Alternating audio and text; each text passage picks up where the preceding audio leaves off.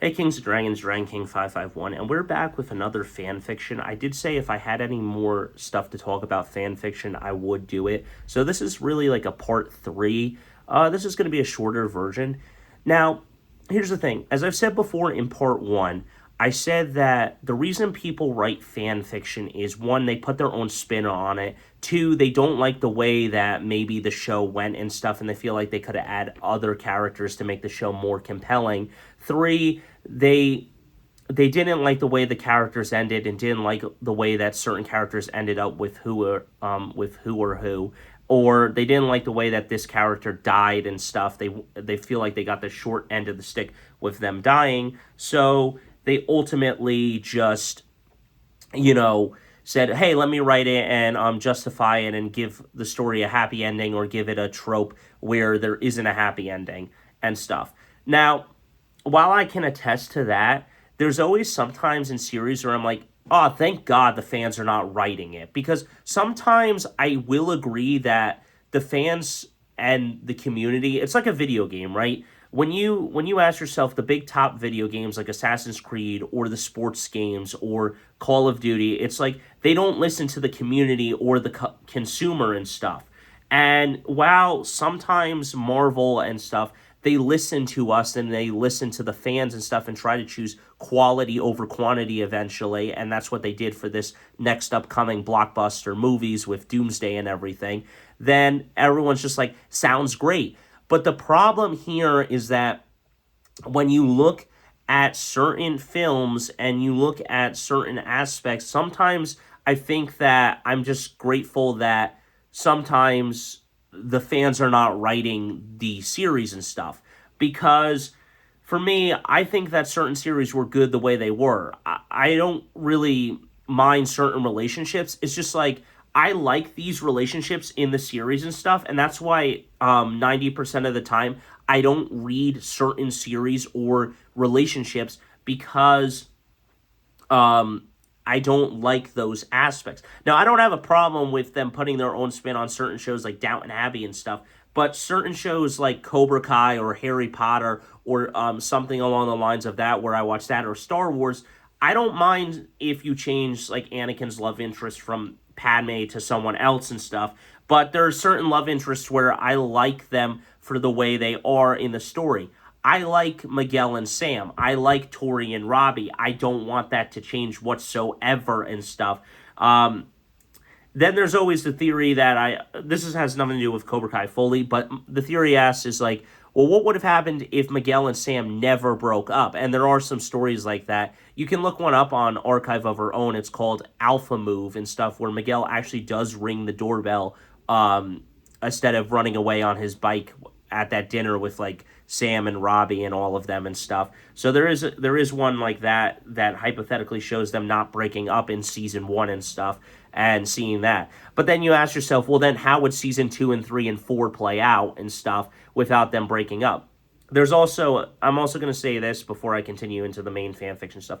There is a thing you can look up on Screen Rant where Mary Mauser and Sholo changed the way that Miguel and Sam talk and stuff, where Sam forgives Miguel real easily and they just get back together right away at the tournament and the All Valley. I like that they changed it and showed that their relationship needed to, go here and then keep going, because she just kind of kept comparing it to, like, she got out of a shitty relationship with Kyler and then she kind of got in one with kind of somewhat of a bully because of his drunk and everything else, and losing his mind in Cobra Kai. And then once he was out of Cobra Kai, he became more of a friendly dude, and together they became an actual good couple. But that's my point. It's like the reason that I'm liking sometimes why I'm like, oh, good Lord, I'm thankful that some of you don't write the series and stuff, because the way that it ends and everything for certain shows and stuff, I'm glad that the audience is the way it is, and I'm glad this happens and that happens, and this happens and that happens. With that being said, I don't want anyone to ever, go crazy with the series and stuff. But my point here is that with fan fiction, I do think that the way that people write it is great, And I like that they put their own spin on it and stuff, the same way certain spin-offs and shows put their own spin on it. Like Cobra Kai just did a continuation and didn't try to make the show something it wasn't. Like Legacies for the Vampire Diary universe with the originals was a great spin-off, but Legacies was a terrible spin-off. Two of the best, I think, are the originals and Cobra Kai.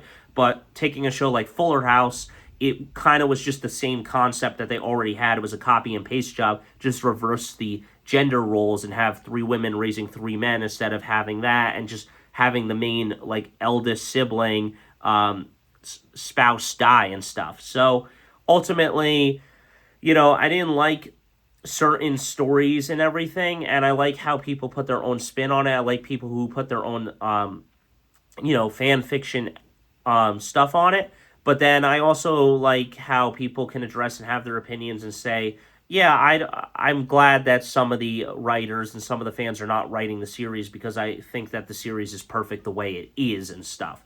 And that's my main gist here, is that sometimes you don't need to put your own spin on it or write something. Yes, I'm working on a Cobra Kai fan fiction. I'm working on a Super Flash fan fiction and stuff, two different ones. That I'm working on. So once those come out, it's fine. I was working on a Salvatore Legacy one as well. So I'm thinking about how to do the Salvatore Michelson one, but I'm gonna have my own spin on that. And sometimes it's good to have your own spin on the show and talk about how you would change certain things.